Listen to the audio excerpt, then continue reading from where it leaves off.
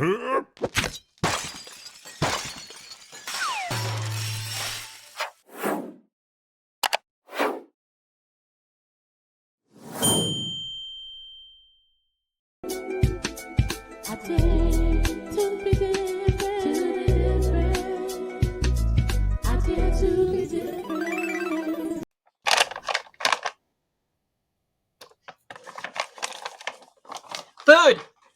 Food. Food. We're going to be talking about that today. Definitely going to be talking about, excuse me, I'm so sorry, food. I get hungry and I love snacking, but I have to be very careful what I snack. I have to be careful what I'm eating because I am insulin resistant. So in my family, diabetes runs rampant, type 1 and type 2. So I have to be careful. So I love when I find a great cookbook, hence the cookbook right there, that really helps me to keep myself in line. Not eating too much sugar, making sure I eat properly, making sure that I have enough fats, enough fiber, enough soluble fiber, all that psyllium and this and that and the other, and the nuts, which I keep right next to my desk.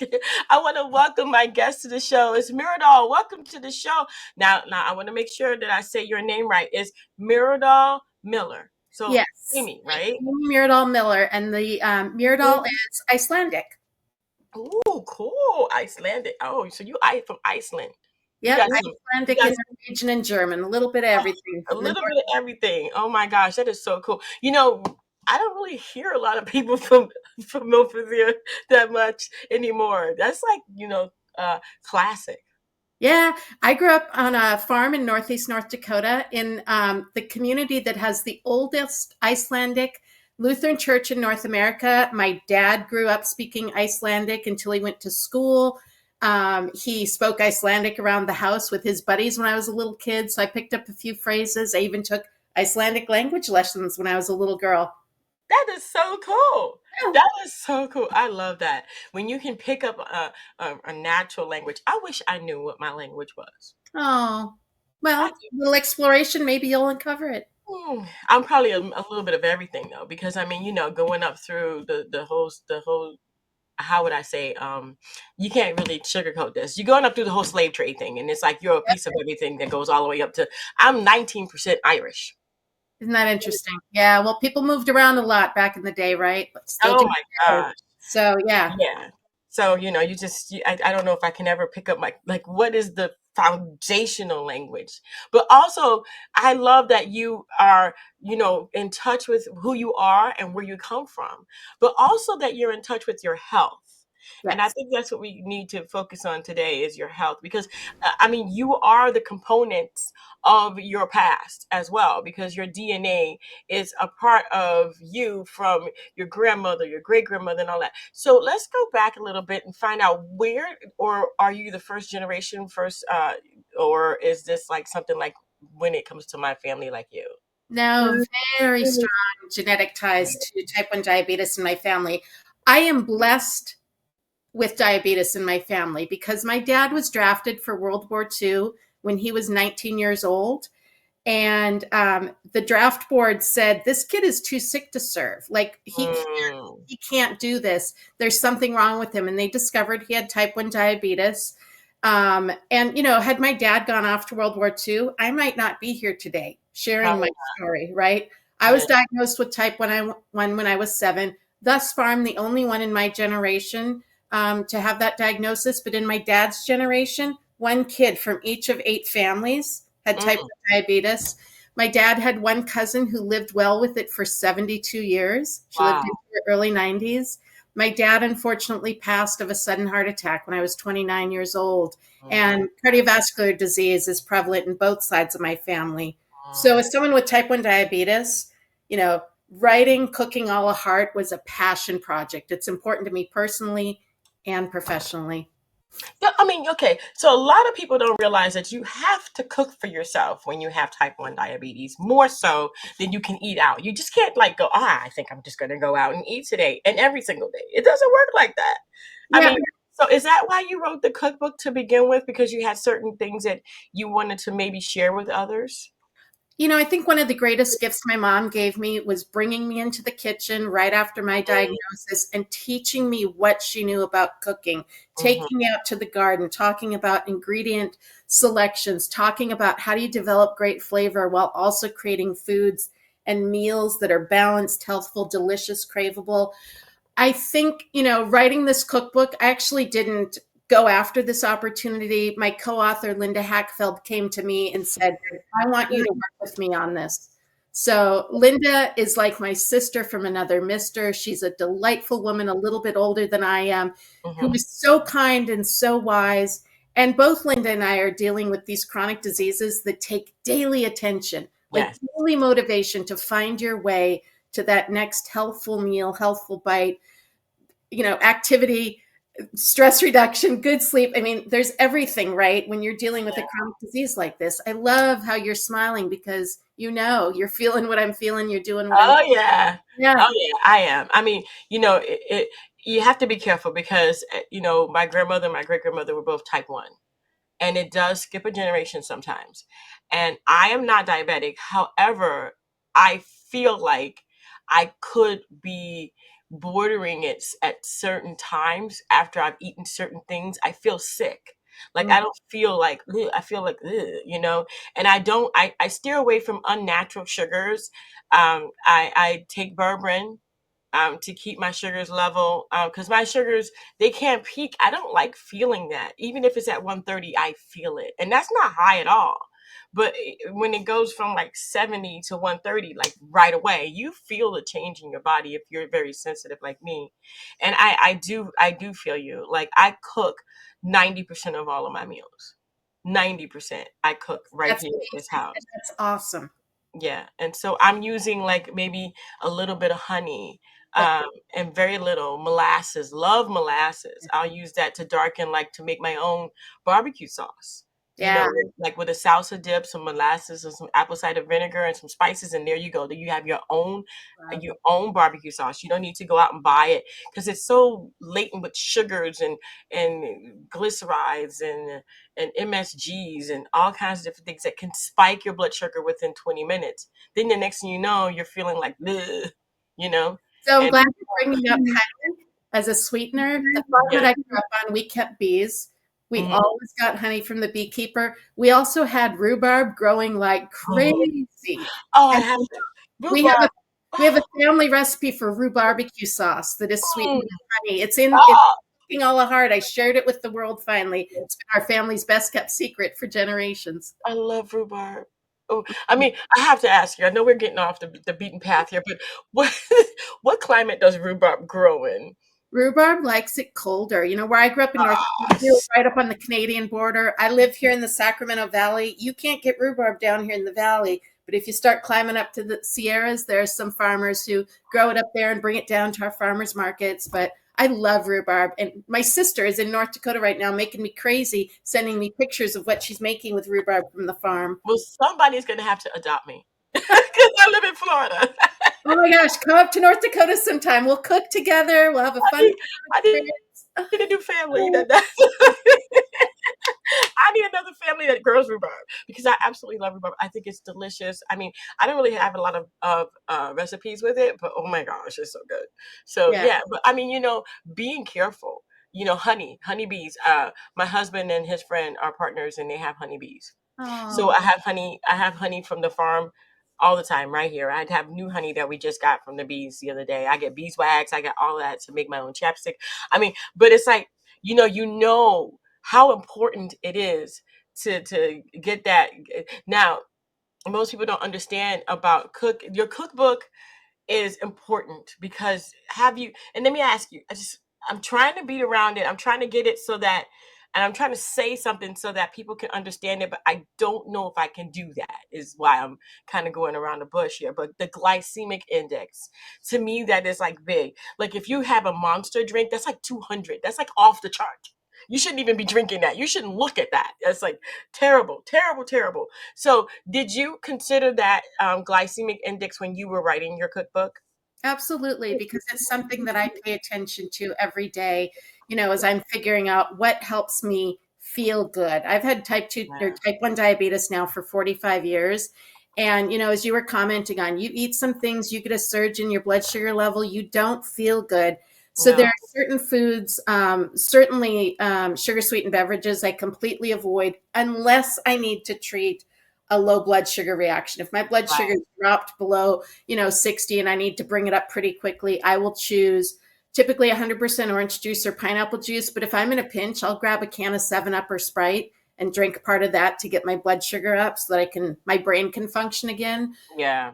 But Yeah. in terms of glycemic index, it's so interesting, the research on it, because there are individual measurements for individual foods. But once you start combining those foods, into a meal or into a recipe, you can get a different response. So one example is I love banana bread, and a typical banana bread will spike my blood sugar very quickly. So the recipe that I included in Cooking a la Heart replaces part of the flour with almond flour, which Stop it. significantly Stop reduces it.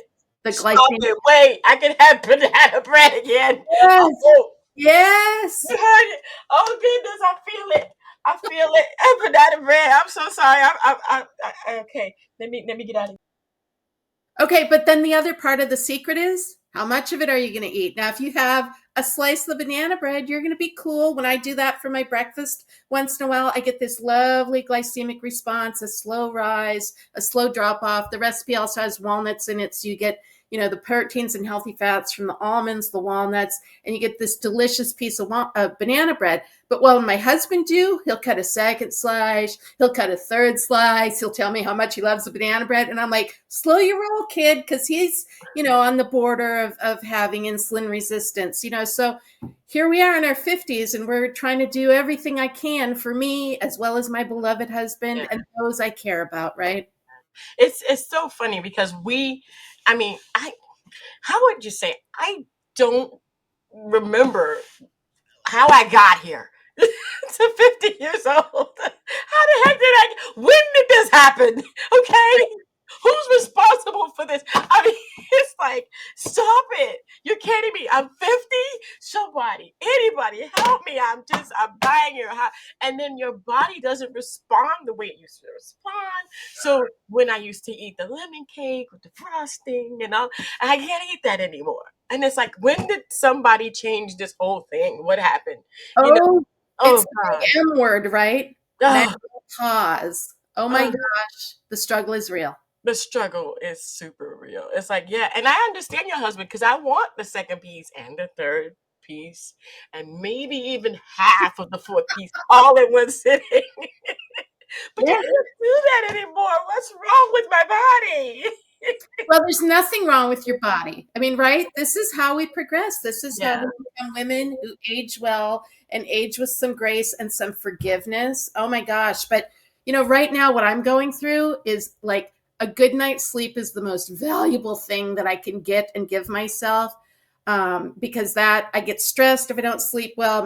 My blood pressure and my blood sugars grow up if I don't sleep well. So if I'm more active, I sleep better. Yay. If I'm more active, my blood sugars are better. It's all interrelated, and keeping it all balanced. yeah, It's a daily commitment, and I have a bucket list. It's ridiculous. yeah. I want to go to Iceland. I've scheduled it. I'm going next June to meet cousins and relatives. Um, Mhm. I want to go to Lyon, France, and take a cooking class. That'll happen sometime in the future. I want to drive the Wienermobile. I know that's ridiculous, but But why not? me and my bucket list. And I want to have a 50th wedding anniversary with my husband. So I have to be a nice, Oh, decent wife. And I have to stay healthy enough to get there because we didn't get married till we were in our late 30s. So I got to get into my late 80s so that I can go to that 50th wedding anniversary party and celebrate that amazing man who asked me. And I said, yes, and we do. that is so cute. I like the Wienermobile. If you have connections, Yaya, or any of your listeners do, come on, look a girl up. I want to drive the Wienermobile. Wienermobile. Yes. I don't know if I know anyone that, I mean, you never know who's watching. So if anybody's watching, hook my girl up, Myrdal, with the wiener wheel. She wants to drive it. That's a bucket list thing. But I don't have a bucket list. I Well, know. maybe you need a little quiet time to think about My what the bucket list consists of Universal Studios. oh, Universal Studios. all right. Universal It's bad. Turkey leg. Bad. Beef I and know. love what you love. I love it. I absolutely love it. And as a matter of fact, we went this Sunday. So I got Ah, it like, I got it. So yep, check. This week, check. But I love the fact that, we could talk about this and be real with it. Being that we need to eat for health. And I found, and please correct me if I'm wrong, does blood pressure and blood sugar coincide with each other? They work hand in hand. And then so one's up, the other one can go up as well. yeah, as your blood sugar goes up, your blood pressure goes up because those sugar crystals in your bloodstream cause some stress and some inflammation in your arteries, and your arteries get inflamed, which means there's less space for the blood to go through, which means your blood pressure goes up. So, Hmm. yeah, absolutely. The blood sugar control isn't just about diabetes, it's about overall cardiovascular wellness. It's about keeping our brains healthy so that we're aging well, staying sharp mentally. Oh Yeah. no. So Okay. hey, there's What is this? brownies on the screen. What is this? This is terrible. What I'm looking at right now just tells me go to the kitchen, get yourself a brownie. Yeah, but here's the story behind these brownies. I Yeah. love brownies, so I was convinced that I could create a recipe that had a better for you story. So cocoa powder, those cocoa phenols help reduce blood pressure. They interact with our arteries and make the arteries more relaxed. Walnuts have omega-3s, which are good for our brain and our heart. The oil in there is extra virgin olive oil, very beneficial for our brains and hearts and overall cardiovascular system. There's a little espresso powder in there. These are like adult brownies. The little espresso powder also has beneficial compounds from those coffee beans, that are good for our hearts. So these are brownies that are a little more sophisticated, but if you like a dense fudgy brownie, this is the one for you. And for Valentine's Day, I will cut them in heart shapes and give them to people with the recipe. So anyway, I could talk about chocolate for like hours. Yeah, so you might have to cut me off here if you want to move on. You're good. Just don't eat the brownies. Pardon? Don't eat the brownies. You can eat. No, You no, can, no. For those of people who go to Snoop Doggy Dog's house, don't eat the brownies. oh, But gotcha. You need your greens, but be thoughtful about which greens. Yeah. right, exactly. But these brownies you can eat. You can eat as many as you want, as long as your sugar is in check. Oh my God. Just think about brownies. Don't eat the brownies. But I tell you what, I absolutely love chocolate. We do.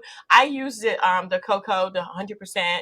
I use that as well as a lot of different things. Like when we do like chocolate cookies or chocolate peanut butter cookies, or when we do like we make our own chocolate bars. So we get the coconut oil with the cacao, some almond milk, and then we mix it together, and then we put it in the freezer. We might put some walnuts in it and everything. And then when you put it in the freezer, it solidifies because of the coconut oil.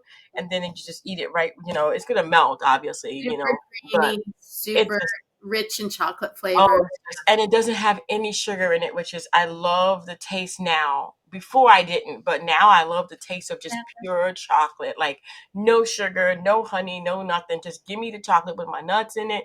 I might even put some cherries. I could cut the cherries up in there and put the cherries in there. You know what I mean? So like one cherry is good because you're not supposed to have too many because that's too sweet. But one cherry is good or something to that effect. Oh my gosh, it tastes so good. So let's talk for a minute though about cherries and sugar and Please, let's fruit do and that. sugar. Let's do that because doesn't fruit digest different than like sugar itself? Fruit juice, whole fruit, no, because you've got so much water, you've got that fiber in there. And one of the biggest challenges with how most Americans eat, we're not getting enough fruits and vegetables. And so getting more fruit in your diet, getting those antioxidant rich fruits and berries in particular that are protective for cardiovascular health. It's Mhm. very important that people who are thinking about blood sugar levels, who have pre-diabetes, type 2 diabetes, type 1 diabetes, that you're still getting your fruit, but thinking about whole fruit. It doesn't have to be fresh. Frozen is super convenient. I always have frozen berries available to make smoothies in the morning because when you use the frozen berries, it makes the smoothie thicker, Mhm. So yeah, no, don't avoid fruit. Now, okay, now let's talk about portions, right? Portions big. One dried cherry in a little piece of dark chocolate like that, amazing. A bowl of cherries where you have to pull the stem, pop out the seed, eat them thoughtfully. Yeah, okay, so maybe it's 15, 20 cherries that you're enjoying. Enjoy them. Savor that moment. Cherries right now in California are all the rage because this is like peak of season for us. You know, then we move on to what? We have our summer melons, and then we move on to the fall, and we're celebrating apples, and then we're moving into the winter fruits, all the citrus fruits. So, and you in Florida, you guys have the same thing, kind of these seasonal shifts and Yeah. what's available. But don't be worried about fruit. Like there are bigger issues. Sugar sweetened beverages are the biggest concern I have for anybody working on, blood sugar management. Yeah. Yeah, I cut completely juice, no juice, only smoothies, and then the smoothies I put ground flaxseed in it, so that way it's got like the flax, but the sugar completely gone. Like my sodas will be like these, like the bubblies, where you have Oh, like those. just the seltz. It's like sparkling water. You know what I mean? So Yeah. that way you just have the sparkling water and that's it. I get my fizz without the sugar. I'm Yep. just looking for the fizz. It's really pretty much like a person that drinks soda. If you took a sugar out, it still tasted great, and you gave them their fizz. I don't think they would complain.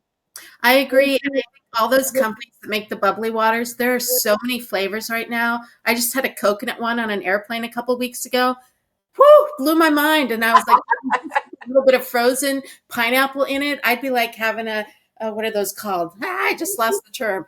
Anyway, yeah, I mean, I think it's amazing how much variety there is out there. Yeah, Hey, it's the table of contents. So here's the thing yeah. about cooking a la heart. It has 512 recipes across every category imaginable. We celebrated food cultures from around the world. There is no one perfect diet.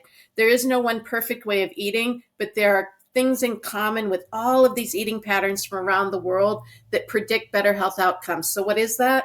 Lots of fruits and vegetables, lots of nuts and seeds, beans, chickpeas, and other legumes, whole grains versus refined grains, using things like almond flours, nut flours, seafood more often than most people do. If you're choosing red meats, choose lean cuts of red meat. When you're thinking about sweet treats, think about the portion and choose better for you ingredients to make something like that olive oil brownie I was talking about earlier. Duh. Stop Yeah. it. Oh my gosh. But yes, you're completely right. I mean, I have to be very careful, like I said before. And I think people don't realize as you get older, even into menopause, you're more susceptible to high blood pressure and diabetes, even if your family doesn't have it, because of the menopause, because of the estrogen that is now lacking, and the progesterone that's gone down too, and all the other stuff that's just missing. You get more prone to having these issues because you can't eat the way you used to eat. Your body cannot handle that anymore. And I Right. think this cookbook right here, you guys, if you're looking to get the cookbook, please go ahead. We have the QR code in the corner over here, so that way you guys can go ahead and put your phone up to the screen, like so. Put your camera, and then go ahead, and then it'll just come up, and you can press it, and it'll come right up on your screen. I think that um, we need to get over the fact that we are no longer going to be able to do this, but we could savor a lot more. I find that cooking is really, really like it gives me like a tranquil self be I don't know worth or whatever you want to call it, because when I get in that kitchen, I kick everybody out. Get out of the kitchen. Just get out. I'm in here now. And I cook, and it's like, oh yeah. Oh yeah, what can I find? And I find that I love cooking now more than I ever did before. Yes, I'm the same way. I thought working on this cookbook for 16 months, like I spent so much time in my kitchen and I was worried that the love would be gone, but I love cooking now so more than ever. I go into my kitchen late afternoon. I prep the produce first. I have smooth jazz playing. I create an environment that's just for me. My husband comes over, or family members or friends stop by. But I agree with you about the joy of being in a kitchen and creating an environment that makes it a soothing experience versus a stressful experience. Oh yeah, oh yeah, oh Kenny G. Oh Uh, yes. Now, listen to me when I ask you. I have to ask you about this. The a la carte right here. This diagram. What is this about? the principles and practices of cooking a la heart. We have these 10 principles and practices that we broke down into 4 categories. First one, focus on flavor. The number one reason we choose the foods we do most often is because we like the way they taste. So when you're thinking about cooking, thinking about ways to make things taste more delicious, using spice blends, using herbs and aromatics, using really good quality oils, then prioritizing plants. I'm not a proponent of plant-based or vegan eating. I'm a proponent of eating more plants in all their glorious forms, more fruits, more vegetables, more beans and legumes, more nuts and seeds, more whole grains.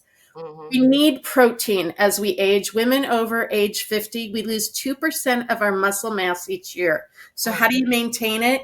You put a higher percentage of your calories from protein and you move more and you do some resistance training. That can be doing curls of canned foods in your kitchen as you're thinking about what you're going to make for dinner. You can do push-ups against the wall. Resistance training is moving your body around so that your muscles in your legs are getting more active. Or you can get a trainer, you can have a gym membership, you can lift weights. But okay, pick powerful proteins. Women over 50, we need protein more than ever. You can get it from dairy, you can get it from seafood, you can get it from plant sources. Just know that the quality of protein in plant sources doesn't match that in animal-based sources. So if you're going to choose animal-based source proteins, that's phenomenal. If you choose not to, that's okay. But if you're debating over what to do, research supports the role of dairy, meat, poultry in healthful eating patterns. And then embrace enjoyment. That's that brownie. That's that if you need a little sweet treat, make it something that's going to crave and satisfying for something that's sweet when you're choosing things like fruits, dried fruits. You're using honey as a sweetener. That just looks so good. Sorry. Yeah. Back to the brownie. Back to brownies. This is wonderful. I absolutely love it. I love the fact that you have incorporated this into a book where people can actually go ahead and purchase it because, it's essential that we, how would I say, take care of ourselves so that we can take care of others. I think that we neglect ourselves a lot of times, especially women who are responsible for a household, who have children, grandchildren, adult children in the home that's still living there, handicapped children, husbands, significant others. I think that we just don't take care of ourselves. We think that we need to be on the spot, Johnny on the spot all the time, all the time, all the time. And we don't. There is the one saying, and I was telling my husband the other day, I said, do you not know that it says before you can put the mask on your face in the airplane, if something's going wrong, you do that first for yourself before you do it for anyone else. So we have to take care of ourselves. And I want to thank you for helping us do that. So this cookbook here is really, really focused on who you are, but also, can we use this cookbook? Are the children going to like the food in this cookbook? That's going to be the big thing because we could change everything. I mean, everybody could be on this one. Absolutely, it's yeah. easier. This isn't a book for people with heart disease. This isn't a people who have a health condition. This is a book for everybody who likes healthful, flavorful, delicious foods. There are recipes in here from, like I said, cuisines and cultures from around the world. There are super easy recipes. Start with the smoothies. It's the most beautiful photo spread in the book of the 5 smoothie recipes that are different colors. Absolutely gorgeous. There's a recipe on the Amazon page for chickpeas, Greek-inspired chickpeas. You take the canned items, you drain them, you dump them into a pan, you bake them. It's chickpeas, tomatoes, and feta with some, lemon juice, a little extra virgin olive oil, a little honey. Super easy, super delicious. I think, for any of your listeners, Yaya, who like to cook and are comfortable being in a kitchen, bringing in that next generation, bringing in your kids or grandkids to learn how to make something that you love to make, sharing that skill and that culture and that passion is so powerful. You mentioned molasses earlier, and you gave me like a heartwarming moment because when I grew up, my dad's favorite thing to ask from my mom, he'd say, Rosie, make the Icelandic brown bread, which uses honey as the sweetener. And recently, one of my nieces asked me, Auntie, do you have the recipe for that? I want to make it for my cookbook club. And so I was like, okay, I don't remember which is the best recipe, So I tried a couple of them. I shared the best with her. And now our whole family is obsessed with this again because we brought back this tradition and this pride. Yeah. Yeah, definitely, definitely. That's something that you have to do. And I'm glad that the children do love it because we can Yeah. start young. We can get them to do the recipes young so that they don't get hooked on the wrong things. They don't go for the wrong things, that they're always in great health and they're always eating good, you know. So Yes. this cookbook is going to be not just for you, not just for me, not just for older women or men or people who are going through some kind of a sugar issue, diabetes, pre-diabetes, or even insulin resistance, but this is going to be for your whole family. You know, getting everybody on the right track in the beginning is a lot easier than getting them to try and change everything 50 years later. Okay. I mean, am I wrong or am I right? I mean, you know. No, you're right. And let's go back to the kids for a moment. Like sometimes convincing kids, like let's say you have some teens at home. The cookbook has recipes for chicken wings. The cookbook has recipes for pizza, burgers, tacos. You know, this is a something for everybody cookbook, but every recipe was designed with better health in mind. So you can cook from this book without agonizing. It has nutrition information. So if you're counting carbs, you're paying attention to that, you want to see how much protein I'm getting, the information's there. So, yeah, I am so happy we had this opportunity to chat. I'm so happy you're sharing all this information with your listeners. And Oh, yeah. this was a blessing, my dear. Oh, the blessing is mine. I like doing this. I am sorry. I get to do this. I guess this was like the reason why I don't have a bucket list is because I am doing what I love to do. Oh, gosh, love that. Yes, yes. So, you know, no bucket list for me. I'm already doing it. I don't feel like going on a boat ride because that's too much water for me to drink. And I know me, I'm gonna be freaking out. And I don't want to get into a helicopter because it's not if, it's when, you know. So it's like I'm pretty good. I'm really good. I'm on the ground. I'm eating right. I'm good. But thank you so much for being on the show, Amy. I really appreciate it. I appreciate that you've taken the time out of your life to put something together so that people can take the time out of their lives to get it right. I want to thank you guys so much for tuning in. We're going to have the link in the description box as well as that QR code that's on the top right-hand corner over there on your screen or your left-hand corner, wherever you may be watching. And I want to thank you guys. Don't forget to dare to be different. But most of all, start now. You know, get the sugar out of your diet. Try to do for natural sugars. If you want, you know what, do what I did to my children. You want a soda, there's some fruit over there and there's some seltzer water. Go for what you know. All right, until next time, guys. Bye.